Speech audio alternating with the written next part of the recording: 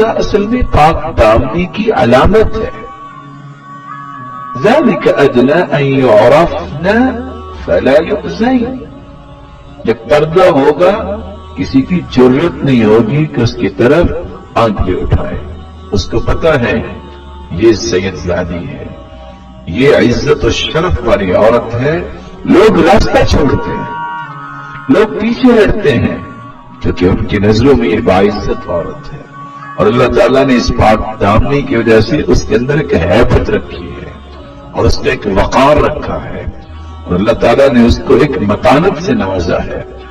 یہ پردہ طہارت اور پاکیزگی کا پیغام ہے. ٹھیک ہے, قرآن مجید میں اللہ فرماتے ہیں وَإِذَا سَأَلْتُمُوهُنَّ مَتَاعًا فَاسْأَلُوهُنَّ مِنْ وَرَاءِ حِجَابٍ ذَلِكُمْ أَطْهَرُ لِقُلُوبِكُمْ وَقُلُوبِهِمْ. یہ طہارت ہے, یہ پاکیزگی ہے. اس سے بڑی پاکیزگی کیا ہو سکتی ہے جس کو اللہ نے قرآن میں بیان کر دیا ہے.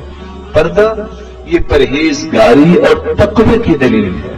قرآن مجید میں اللہ فرماتے ہیں یا بنی آدم, اے آدم کی اولاد, قد انزلنا علیکم لباسا, تم پہ ہم نے لباس کو نازل کیا ہے. اور لباس کا پرپس کیا ہے؟ یواری سوآتکم وریشا. یہ لباس ستر پوشی کے لیے بھی ہے اور زینت کے لیے بھی ہے. ولباس التقوی ذالک خیر. یہ لباس جو آپ کے جسم کو ڈھانپ لے یہ تقوی کا لباس ہے. تو پردہ ایک پرہیزگاری اور تقوی کا پیغام ہے.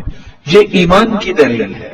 آپ نے ابھی روایت سنی جب بنو تمیم کی عورتیں آئیں عائشہ رضی اللہ تعالی عنہ کے پاس, باریک لباس پہنا ہوا تھا, تو انہوں نے کیا فرمایا ان کنتن مؤمنات, مومنہ عورتیں ہو, فلیس ھذا بلباس المؤمنات, یہ مومنہ عورتوں کا لباس نہیں ہے. وَإِن كُنتُنَّ غَيْرَ ذَلِكَ, اور اگر تم مومنہ نہیں ہو فَتَمَتَّعْنَ بِهَا, پھر تم پہ کوئی پابندی نہیں ہے. یہ شرم و حیا کی دلیل ہے. الحیاء من الایمان, حیا ایمان کا حصہ ہے. والایمان بالجنہ, اور ایمان انسان کو جنت میں لے جائے گا. اور حدیث کے الفاظ ہیں ان اللہ حیی ستیر یحب الحیاء والستر. اللہ تعالیٰ بڑے حیا والے ہیں, پردہ پوشی کو پسند کرنے والے ہیں. یحب الحیاء, اللہ حیا کو بھی پسند کرتے ہیں, والستر, اور پردہ پوشی کو بھی پسند کرتے ہیں. اور کہنے والے نے سچ کہا ہے فلا واللہ ما فی العیش خیر ولا الدنیا اذا ذهب الحیاء.